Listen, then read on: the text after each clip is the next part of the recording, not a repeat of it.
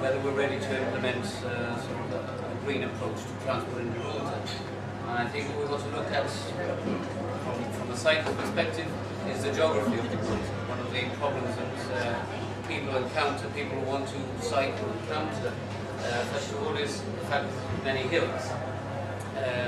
The other one as well is with the one-way system that has recently been implemented as well. It's quite a long way. It's quite a long way round from A to B.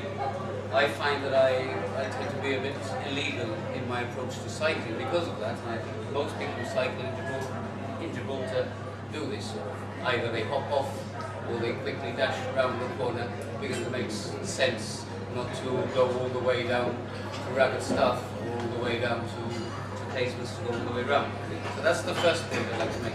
The second one is the preparation of the cyclist. Even anybody who wants to get around has got to be relatively fit. Even with mountain bikes, which have a low gearing, and it's quite easy for people to get around. You can go down on the low gears and get around.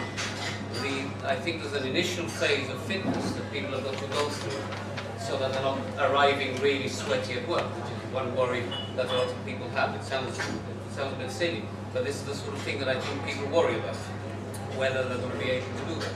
I think another thing that some establishments have is showers in the places, but I don't think that realistically we can expect employers to come in with showers and so on.